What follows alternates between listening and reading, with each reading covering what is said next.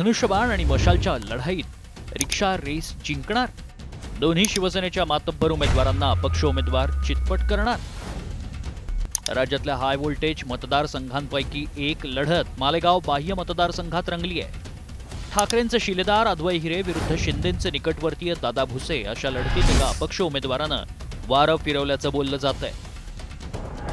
या तिहेरी लढतीची चर्चा राज्यभरात सुरू आहे. मशाल विरुद्ध धनुष्यबाणच्या रेसमध्ये रिक्षानं ओव्हरटेक केलाय का? केलं असेल तर त्यामागची नेमकी कारणं काय? मंत्री दादा भुसेंसमोर नेमकी कोणती आव्हानं आहेत? ठाकरेंचे उपनेते काय करिश्मा करणार की दोन मातब्बरांना अपक्ष उमेदवार का देणार? याचा सविस्तर आढावा या व्हिडिओतून घेणार आहोत. एका गद्दाराविरुद्ध निवडणूक लढतोय याची खंत निश्चितपणाने मला आहे. जिल्हा बँकेची वाट कोणी लावली?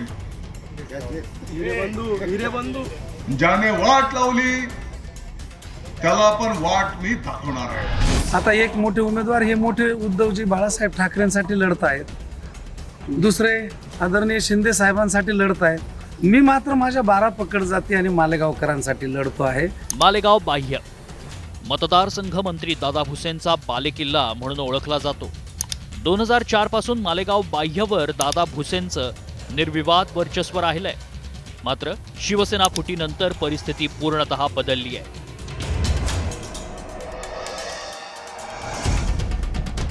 शिवसेनेत बंडखोरी करणाऱ्या आमदारांना पराभूत करण्याचा ठाकरेंनी चंग बांधलाय.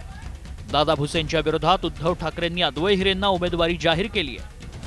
ते भारतीय जनता पक्षाच्या युतीतनं बाहेर पडले, मी भारतीय जनता पक्षाबरोबर गेलो. ते परत भारतीय जनता पक्षाबरोबर आले, मी काँग्रेस बरोबर गेलो. ते पुन्हा काँग्रेस बरोबर आले, मी पुन्हा भारतीय जनता पक्षाबरोबर गेलो. ते पुन्हा भारतीय जनता पक्षाबरोबर आले, आता मी तुमच्या बरोबर आलो. आता पुन्हा त्यांना इथे येऊ देऊ नका, म्हणजे आम्हाला कुठेही जाण्याची आवश्यकता. दादा भुसेंसमोर केवळ अद्वै हिरेंचंच आव्हान आहे असं नाही, तर मालेगाव बाह्यच्या निवडणुकीत बंडूकाका बच्छाव या अपक्ष उमेदवाराच्या उमेदवारीनं रंगत आली आहे. अपक्ष उमेदवार असूनही बंडूकाका बच्छाव यांनी मालेगावात वारं फिरवल्याची चर्चा आहे. त्यामुळे एक अपक्ष उमेदवार मातब्बरांना धक्का देऊ शकतो का, अशा चर्चा आता मालेगावात रंगल्या आहेत. त्यात कितपत तथ्य आहे हे पाहण्यासाठी आधी बंडूकाका बच्छाव नेमके आहेत तरी कोण पाहूया. मालेगाव मार्केट समितीचे माजी चेअरमन, 12 बलुतेदार संघटनेचे संस्थापक, दादा भुसेंचे एकेकाळचे जवळचे मित्र, कोरोना काळात लोकांसाठी अनेक कामं, मालेगावात दांडगा जनसंपर्क. अपक्ष उमेदवार बंडूकाका बच्छाव हे मंत्री दादा भुसेंचे कधी काळचे जवळचे मित्र आहेत.